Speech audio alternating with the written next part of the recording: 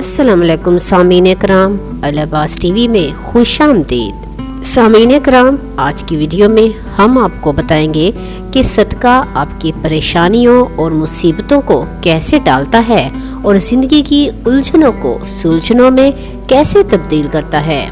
لیکن سامعین کرام، اس سے پہلے آپ ہمارے چینل العباس ٹی وی کو سبسکرائب کر دیں اور بیل آئیکن کو پریس کر دیں تاکہ اس طرح کی مزید ویڈیوز آپ کو دیکھنے کو ملتی رہے۔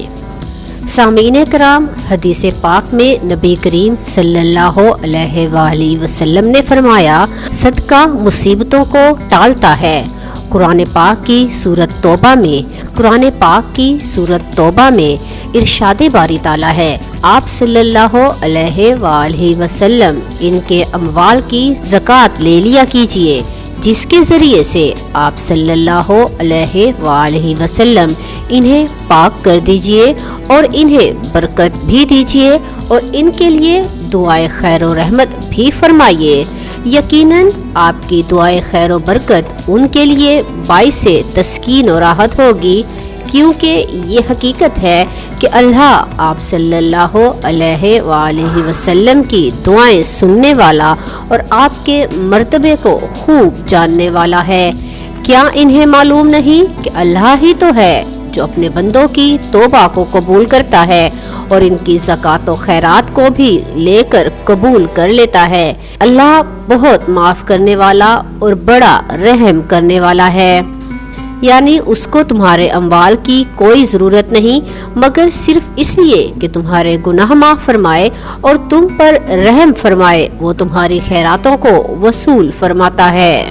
سامعین کرام، اب ہم آپ کو بتائیں گے کہ صدقے کی کیا فضیلت و اہمیت ہے۔ حدیث پاک میں نبی کریم صلی اللہ علیہ وآلہ وسلم نے فرمایا، مومن جب صدقہ دیتا ہے تو یہ چیز شیطان پر گراں گزرتی ہے، جبکہ صدقہ مستحق کے ہاتھ میں پہنچنے سے پہلے ہی اللہ کے ہاتھ میں پہنچتا ہے۔ سامعین کرام، صدقے کی سب سے پہلی فضیلت تو یہ ہے کہ یہ انسان کو بری موت سے بچاتا ہے۔ اس کے علاوہ صدقے سے روزی میں اضافہ ہوتا ہے، قرض ادا ہو جاتا ہے، عمر میں اضافہ ہوتا ہے اور 70 قسم کی بری اموات سے بچاتا ہے۔ اللہ تعالیٰ اس کے عوض 10 سے لے کر 1 لاکھ تک گناہ معاف کرتا ہے۔ جو شخص صبح کو صدقہ دے، اس دن وہ آسمانی بلاؤں سے محفوظ رہتا ہے۔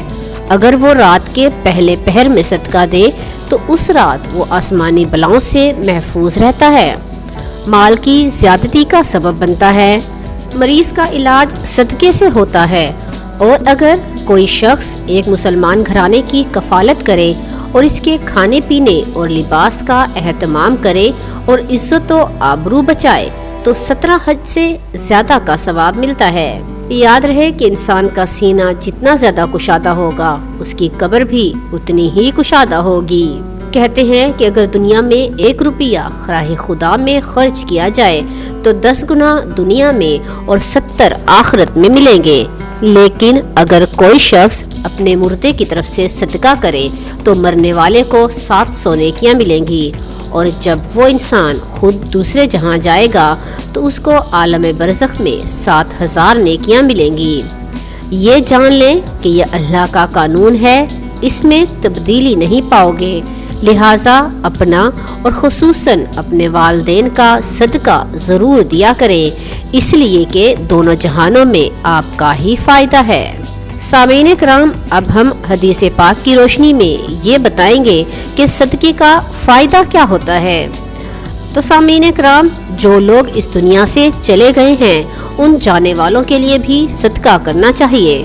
حدیث میں ہے کہ دنیا میں 1 دے تو آخرت میں اس کا ثواب 70 گنا ملتا ہے، لیکن اگر آپ کے عزیز جو اگلے جہاں چلے گئے ہیں ان کے نام کا صدقہ دیا جائے تو ان کو 700 گنا ملتا ہے، اور جب دینے والا اگلے جہاں خود پہنچ جائے گا تو اس کو 7000 گنا ثواب ملے گا۔ سامعین کرام، آپ کو ہماری آج کی ویڈیو کیسی لگی؟ کمنٹ باکس میں ضرور بتائیں اور اسے لائک اور شیئر کر دیں۔